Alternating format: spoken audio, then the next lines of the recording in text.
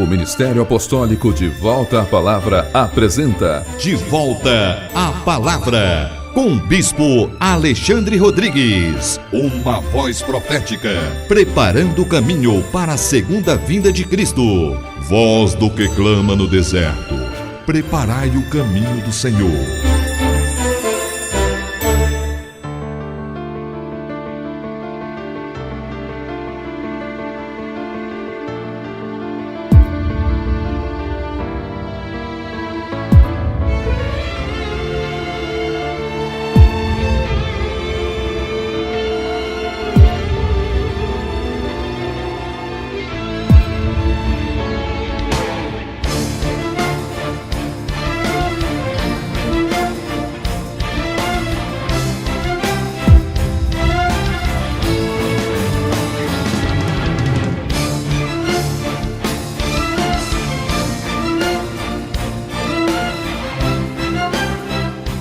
Bom dia, toda honra e toda glória sejam dadas ao nosso Senhor e Salvador Jesus Cristo, ao Senhor da Igreja e a todos vocês que estão em casa, graça e paz vos sejam multiplicadas. Este é o programa De Volta à Palavra, um programa do Ministério Apostólico De Volta à Palavra, um ministério que é empenhado na edificação do corpo de Cristo, um ministério que está empenhado na elucidação de verdades bíblicas que são extremamente importantes para o nosso crescimento espiritual. Nós, os que amamos a Deus segundo a sua palavra e queremos servi-lo adequadamente, conforme a sua revelação na Bíblia Sagrada, sobretudo no Novo Testamento.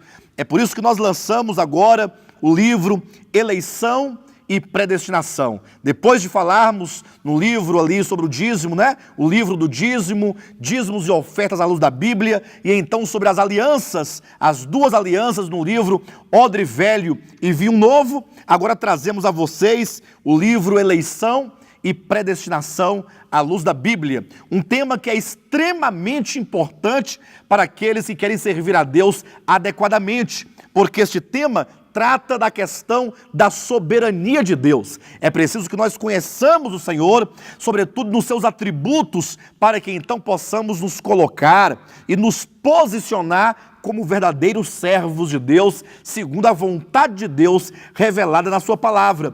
Este livro é um livro que trata desse tema, um tema histórico, embora um tema um tanto polêmico, não em si mesmo, mas polêmico, porque ao longo da história os homens desprezaram este assunto que é de grande importância. Uma vez que a igreja desprezou esse tema tão maravilhoso, um tema tão central em toda a Bíblia Sagrada, acabou que as pessoas se esqueceram e então perderam a noção, não somente do valor, mas também da exatidão daquilo que a Bíblia nos mostra a respeito desse assunto. É por isso que nós escrevemos não um livro para discutir as tendências arminianas e calvinistas, mas um livro que foi escrito para discutir à luz da Bíblia esse tema. Eu tenho plena convicção que todos aqueles que lerem esse livro serão grandemente e profundamente abençoados. É por isso que nós estamos aqui oferecendo a vocês, para que vocês possam então adquirir este livro e crescerem na graça, crescerem no conhecimento, crescerem no caminhar com o Senhor segundo a sua palavra. Vocês poderão adquirir este livro nas livrarias Rocha Eterna, ou então aqui em Taguatinga, no nosso ministério, na QI 4, lote 23. Setor de indústria de Taguatinga. Venham e adquiram este livro, ou então vá à livraria Rocha Eterna, e eu tenho certeza que este livro vai abençoar grandemente as suas vidas. Queridos, vamos abrir a palavra do Senhor no livro de Paulo, carta de Paulo aos Gálatas. Nós estamos agora tratando uma nova série de mensagens. Nós temos falado agora a respeito da apologia, ou seja, estamos ministrando mensagens apologéticas, mensagens que fazem defesa à verdadeira fé. Apologia quer dizer defesa da fé. Então, ao longo da história, a Igreja de Cristo sempre se empenhou em preservar a fé neotestamentária, em guardar essa fé, que é a sã doutrina, é a doutrina neotestamentária, conforme se encontra nos 4 evangelhos, livro de Atos, nas epístolas e no livro do Apocalipse, ou seja, nos 27 livros do Novo Testamento. Fazer apologia, fazer defesa da fé, é na verdade mostrar o que a Bíblia diz a respeito das verdades de Deus, ao mesmo tempo em que nós colocamos como que historicamente e efetivamente os homens desviam a atenção do povo de Deus da verdade e criam assim novas doutrinas, doutrinas humanas, doutrinas malignas, doutrinas perversas. É por isso que nós convidamos a vocês a assistirem e a ouvirem e receberem a esta mensagem com suas Bíblias abertas, para que você faça uma verificação daquilo que nós dissemos com aquilo que está escrito. E hoje queremos então dar continuidade, sobretudo trazendo um embasamento maior daquilo que falamos na semana passada, quando ali apresentamos aqui na carta de Paulo aos Gálatas, como que o apóstolo Paulo fala de um tal de evangelho pervertido que já no seu tempo entrava no seio do povo de Deus, no seio da igreja. Leia comigo em Gálatas capítulo 1, veja o versículo 6 e 7, que nos diz assim: admira-me que estejais passando tão depressa daquele que vos chamou na graça de Cristo para outro evangelho, o qual não é outro, senão que há alguns que vos perturbam e querem perverter o evangelho de Cristo. O apóstolo Paulo fala que no seu tempo, ali ainda no 1º século, já havia falsos mestres, falsos pastores, falsos apóstolos, falsos cristãos, que estavam ali empenhados da parte do império das trevas, da parte do maligno, de corromper o evangelho de Cristo, de tirar do evangelho de Cristo a sua pureza e a sua integridade. E talvez alguém pergunte: ora, pastor, de que maneira ou como que esses falsos crentes estavam ali procurando perverter o evangelho de Cristo? A resposta está aqui no coração da epístola, no capítulo 3 de Gálatas, versículos de 1 a 3. Veja o que o apóstolo Paulo diz, que naquele tempo estava entrando no seio da igreja uma falsa doutrina que estava pervertendo o evangelho de Cristo. Diz assim: ó Gálatas insensatos, quem vos fascinou a vós outros, ante cujos olhos foi Jesus Cristo exposto como crucificado? Quero apenas saber isto de vós: recebestes o Espírito pelas obras da lei ou pela pregação da fé? Sois assim insensatos, que tendo começado no Espírito, estejais agora vos aperfeiçoando na carne.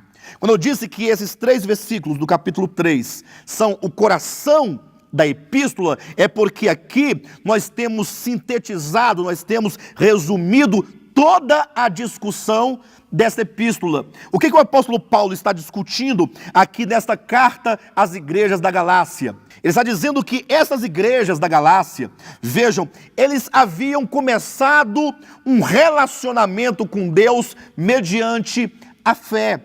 A fé que é a essência da mensagem do Novo Testamento.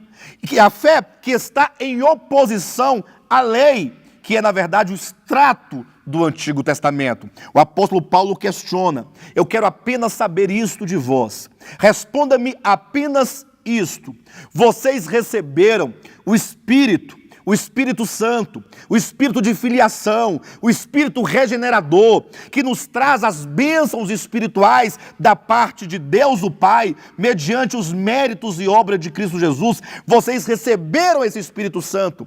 Foi pelo exercício da fé ou foi por causa de obras da lei?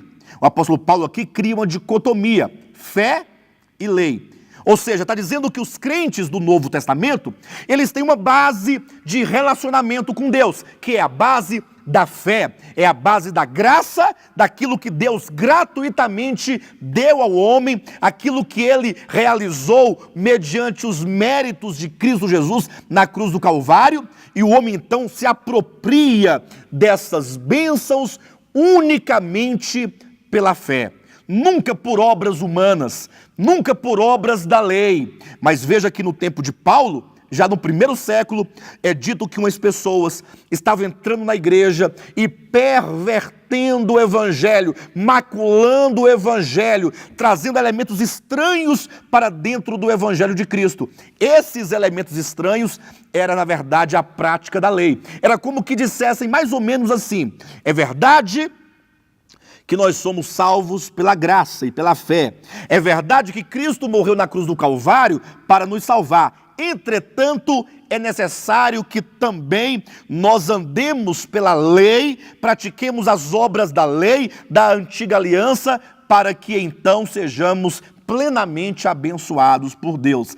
Essa mistura da lei do Antigo Testamento com a fé do Novo Testamento, essa mistura é o que o apóstolo Paulo diz que seria um evangelho pervertido. Na semana passada, nós declaramos aqui publicamente, diante de todos vocês que assistem a este programa, que hoje em dia, este evangelho pervertido, já anunciado e refutado pelo apóstolo Paulo no primeiro século, nós mostramos como que ele se faz presente no meio cristão. Hoje em dia, infelizmente, digamos assim, o meio cristão, sobretudo o meio evangélico, apresenta este evangelho pervertido como se fosse o verdadeiro evangelho de Cristo. O evangelho de Cristo, ele se apoia tão somente no fulcro da fé.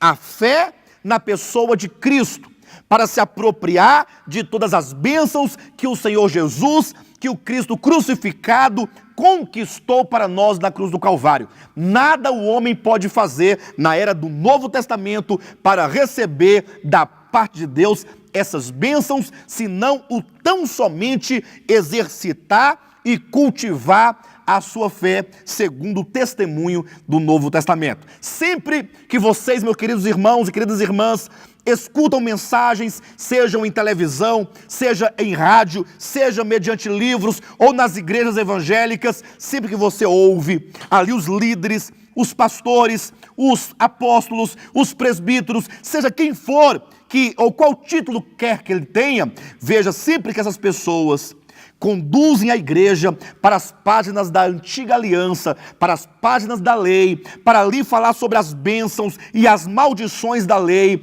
levar as pessoas sobre a coerção da lei, as ameaças da lei. Essas pessoas estão pregando um evangelho pervertido. Talvez isso te soe um tanto estranho, mas talvez é porque te falte ainda, meu querido irmão, te falte ainda o conhecimento bíblico sobre o que a palavra de Deus declara sobre as duas alianças. Você já ouviu falar de que o Antigo e o Novo Testamento são o produto de duas alianças que Deus fez, a primeira com a nação de Israel e a segunda, então, ali primeiramente com os apóstolos e então com todos aqueles que viessem a crer no Evangelho? A Bíblia nos mostra, então, duas alianças. Eu quero que você abra a sua Bíblia e verifique conosco aqui no livro de Hebreus. Veja como que em Hebreus capítulo 9, versículo 15, claramente o apóstolo Paulo nos mostra aqui essas duas alianças. Leiam comigo. Por isso mesmo, ele, Jesus Cristo, é o mediador da nova aliança, a fim de que, intervindo a morte para a remissão das transgressões que havia sob a primeira aliança, recebam a promessa da eterna herança aqueles que têm sido santificados. Veja na sua Bíblia, meu irmão, veja você, minha irmã, como que no capítulo 9, versículo 15 de Hebreus, o apóstolo Paulo fala sobre a nova aliança e então sobre a primeira aliança. A primeira aliança a que Paulo se refere, que nós chamamos de antiga aliança, é a aliança do Sinai. A nova aliança, que aqui é dita no capítulo 9, versículo 15, é a aliança do Calvário. É o Monte Sinai e o Monte Calvário. No Monte Sinai, Deus ali proclamou a primeira aliança, convidando a nação de Israel para se relacionar com ele na base da obediência aos seus mandamentos. Se o povo cumprisse com aqueles mandamentos, receberiam da parte de Deus a bênção. Se, entretanto, eles transgredissem aqueles mandamentos, eles então receberiam, em contrapartida, a maldição da lei. Então veja que a bênção ou a maldição eram o resultado da obediência ou desobediência do povo em relação a Deus mediante a observância ou não da lei dada no Sinai.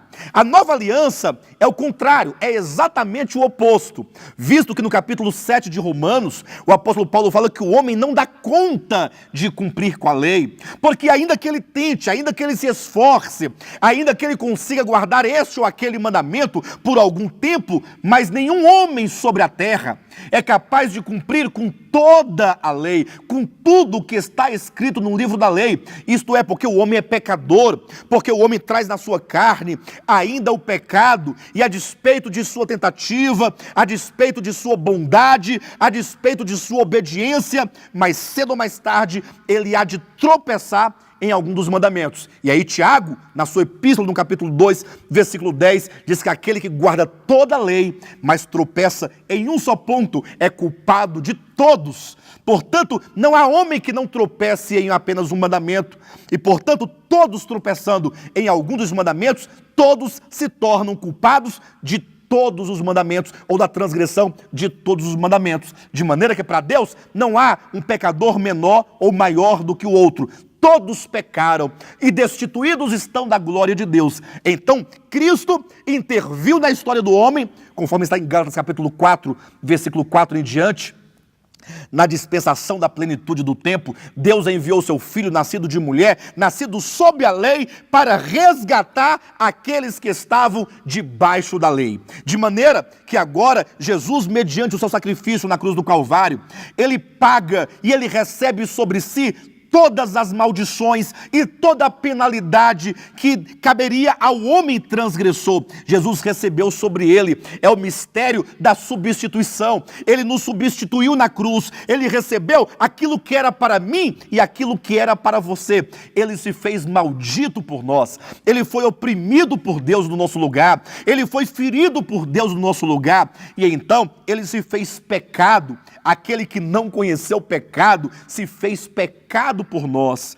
E então, nesse mistério da substituição, ele assumiu o nosso lugar para que nós pudéssemos receber todas as bênçãos que cabem à sua vida santa e à sua vida justa. É por isso que a salvação é pela fé, a salvação é pela graça, é a justificação, é a justiça de Deus que nos é imputada mediante a fé. Nós temos paz com Deus mediante a fé, mediante a sua graça, e assim nós somos abençoados com toda sorte de bênçãos espirituais nas regiões celestiais em Cristo Jesus, o nosso Senhor. Então veja que é a própria Bíblia que nos mostra que há duas alianças. Isso não é uma invenção do bispo Alexandre Rodrigues ou do Ministério Apostólico de Volta à Palavra. Nós estamos apenas aqui sendo usados como instrumentos para te falar a você, meu irmão, que a Bíblia em suas mãos é sim, é verdade, a palavra de Deus, mas devemos usar de critério ao lê-la, sabendo que há dois testamentos. Um, que é o testamento da primeira aliança, da aliança do Sinai, que a própria Bíblia fala que é a primeira aliança, que é a antiga aliança, e então o Novo Testamento, que é a nova aliança. O apóstolo Paulo questiona os irmãos da Galácia: vocês estão estabelecendo um relacionamento com Deus na base da fé ou na base da lei? Na base do Antigo Testamento ou do Novo Testamento? Bem, mais um texto bíblico para que você tire a sua dúvida com respeito a existência desses dois testamentos, que são as duas alianças, a antiga e a nova aliança. Abra sua Bíblia em 2 aos Coríntios, no capítulo 3, e veja como que claramente o apóstolo Paulo nos fala sobre a antiga e então sobre a nova aliança. Vamos ver primeiramente sobre a antiga. 2 aos Coríntios, capítulo 3, versículo 13 e 14. E não somos como Moisés, que punha véu sobre a face, para que os filhos de Israel não atentassem na terminação do que se desvanecia. Mas, versículo 14, os sentidos deles se embotaram, pois até ao dia de hoje, quando fazem a leitura da antiga aliança, o mesmo véu permanece, não lhes sendo revelado que em Cristo é removido. Veja, a tua Bíblia fala, a minha Bíblia fala, a Bíblia Sagrada diz os sentidos deles, do povo de Israel, se embotaram. Porque até o dia de hoje, quando eles fazem a leitura da Antiga Aliança. O que é fazer a leitura da Antiga Aliança? A leitura do Antigo Testamento, como vocês poderão verificar, se reunirem aí várias versões da Bíblia, edição, a revista e atualizada, e então a revista e corrigida, vocês verão que uma fala Antiga Aliança, a outra fala Antigo Testamento, porque são a mesma coisa. Então a Bíblia fala da Antiga Aliança, que é o Antigo Testamento. E então capítulo 3, versículo 6, veja o que diz: o qual nos habilitou para sermos ministros de uma nova aliança, não da letra, mas do Espírito, porque a letra mata, mas o Espírito vivifica. Mais uma vez, a Bíblia confere e a Bíblia ratifica agora a nova aliança. E eu pergunto a você, você é ministro da antiga ou da nova aliança? Veja que o capítulo 3 de 2 Coríntios, no versículo 6, diz que Deus nos habilitou para sermos ministros de uma nova aliança, não da letra, não da antiga, não do Sinai, não da lei, mas do Novo Testamento, que é do Espírito, porque o Espírito dá vida e a letra da lei do Antigo Testamento mata, porque o homem não é capaz de permanecer em obediência a todas as coisas escritas no livro da lei, para praticá-las conforme está registrado na palavra de Deus. Veja aqui no livro de Hebreus, no capítulo 8, abra sua Bíblia, verifique mais esse texto, como que o apóstolo Paulo diz, quando ele diz nova, referindo-se à nova aliança, torna antiquada a primeira.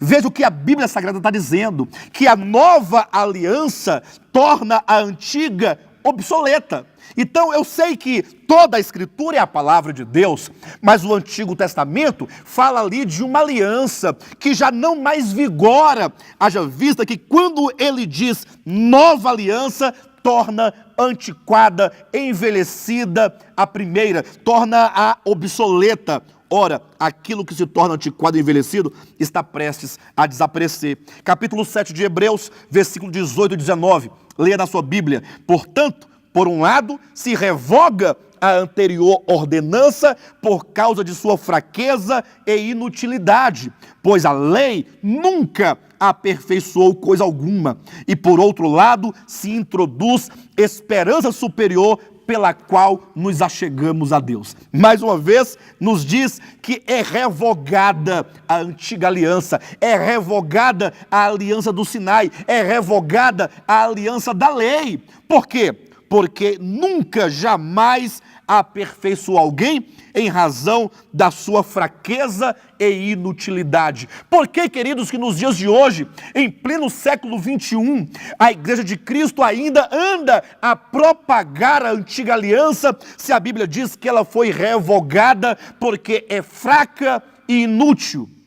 Veja, calma, não são palavras minhas, está aqui em Hebreus capítulo 7, versículo 18, a lei nunca aperfeiçoou alguém. Talvez você esteja dizendo, mas não é verdade que a igreja evangélica, ela prega a lei, não é verdade que ela prega o evangelho pervertido. Eu diria, preste um pouquinho de atenção, todas as vezes que são jogadas as maldições da lei sobre a igreja, dizendo que aquele que não dá o dízimo, essa pessoa vai ser visitada por aqueles gafanhotos ali descritos no livro de Malaquias. Ora, isso é lançar sobre a igreja as maldições de uma aliança, primeiramente que não pertence a nós, porque Deus nunca fez a antiga aliança conosco, fez com o povo de Israel. E segundo, é trazer de volta as maldições que Cristo já recebeu sobre ele.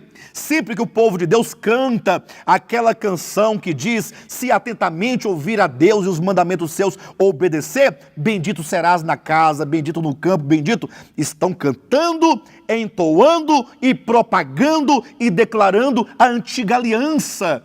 Queridos, a Bíblia está dizendo tão claramente que nós devemos nos aproximar de Deus, nos achegar a Deus numa outra base que não é a lei, que não são as maldições, não é a sua obediência, não é a sua fidelidade, mas é aquele que se aproxima de Deus na base da fé. Na fé em quem? Na pessoa e na obra de Jesus Cristo, crendo que somos aceitos diante de Deus, que podemos entrar diante do trono da graça, diante da face de Deus, podemos ali permanecer, não porque somos bons, não porque somos justos em nós mesmos, mas porque Cristo, Ele recebeu em nosso lugar as maldições da lei que eram para ser nossas, e então Ele recebeu sobre si, Ele recebeu a punição, Ele recebeu as penalidades para que nós fôssemos justificados por fé. Nos aproximamos de Deus nos méritos de Cristo, na base do sacrifício de Cristo, é pela fé, simplesmente crendo que Jesus é o que me justifica, que Ele é o que me santifica, que Ele é o que me salva, que Ele é o que traz a mim e me dá direito a todas as bênçãos eternas da nova aliança. É um se aproximar e um permanecer diante de Deus na base da fé, não na base da barganha, da troca. Vou dar tanto em dinheiro para Deus me dar isso, vou jejuar tantos dias para conquistar aquilo. Todos esses esforços humanos são meramente carnais, próprios de uma aliança ultrapassada que já não mais vigora em os nossos dias. Eu sei que o nosso tempo está bem avançado, mas eu não poderia deixar de ainda ler com vocês o livro de Gálatas, no capítulo 3, e veja como que a Bíblia nos declara tão claramente que nós não podemos servir a Deus na base da lei e ainda assim sermos abençoados. Pelo contrário, é nos dito que quem determina um relacionamento com Deus baseado na lei ou baseado naquelas bênçãos e maldições previstas na lei do Antigo Testamento, a Bíblia diz que esses estão debaixo de maldição. Veja que não é uma palavra pronunciada, né? Não sou eu quem estou jogando palavras contra as pessoas, não. Em nome de Jesus, seja sábio e então seja sensato, pegue a sua Bíblia e leia comigo Gálatas capítulo 3, a partir do versículo 6, que nos diz: é o caso de Abraão, que creu em Deus, e isso lhe foi imputado para a justiça. Sabei, pois, que os da fé é que são filhos de Abraão. Versículo 8. Ora, tendo a Escritura previsto que Deus justificaria pela fé os gentios, pré-anunciou o Evangelho a Abraão: em ti serão abençoados todos os povos. Versículo 9. De modo que os da fé é que são abençoados com o crente Abraão. Se você quer ser abençoado, eu não digo com as bênçãos de que prega o evangelho da prosperidade, que só prega dinheiro, bênçãos materiais imediatas, né, transitórias, fugazes. Não, eu me refiro se você quer desfrutar efetivamente de todas as bênçãos espirituais que estão em Cristo Jesus nas regiões celestiais. Então você precisa se aproximar de Deus tão somente pela fé. Você deve ir a Deus, despojar-se de toda justiça humana, de todo tipo de orgulho humano, de toda barganha, de toda pretensão, de toda capacidade, e ir a Deus em humildade, ir a Deus com o coração totalmente dependente de Deus, dizendo: Senhor, aqui eu estou, porque eu creio que o sangue de Jesus e a morte de Cristo não somente me purifica de todo pecado, mas abre a porta e constrói um caminho que me leva à tua presença. Como o apóstolo Paulo diz em Hebreus capítulo 10, entremos, portanto, confiadamente no Santo dos Santos, pelo vivo e novo caminho que Cristo nos abriu mediante o seu sangue, isto é, pela sua carne que foi ali rasgada na cruz do Calvário. Mas veja o versículo 10. Todos quantos, pois, são das obras da lei, estão debaixo de maldição, porque está escrito: maldito todo aquele que não permanece em todas as coisas escritas no livro da lei para praticá-las. A Bíblia diz: todos os que são das obras da lei estão debaixo de maldição. Não é porque o apóstolo Paulo quer que assim seja, ou que eu quero que assim seja, ou que estamos a lançar maldição. Não, não. É porque ele justifica, porque ninguém é capaz de permanecer. Então, se você é daqueles que é da lei, que quer agradar a Deus pelas suas próprias obras, pelo seu esforço, pela sua carne, pela lei, Então veja, diz a Bíblia, você deve estar debaixo de maldição. Por quê? Porque você não conseguirá. E quando você então fracassar, quando você falhar, quando você pecar, a lei recairá sobre a sua vida, exigindo que Deus traga sobre você todas as consequências da desobediência. É por isso, então, que é nos dito no capítulo 3, versículo 13 deste mesmo livro, Cristo nos resgatou da maldição da lei, fazendo-se Ele próprio maldição em nosso lugar. Amados irmãos e amadas irmãs, creiam no Evangelho. Abracem o Evangelho puro de Cristo, que não se mistura à lei da antiga aliança, à lei do Antigo Testamento. Tão somente confie que Cristo é suficiente e a sua obra na cruz do Calvário é plenamente satisfatória a Deus, o que nos dá o direito, então, de usufruirmos de todas as suas bênçãos. Que Deus possa abençoar a cada um de vocês, em o nome de Jesus. Tenham todos um bom sábado e Jesus Cristo é o nosso Senhor.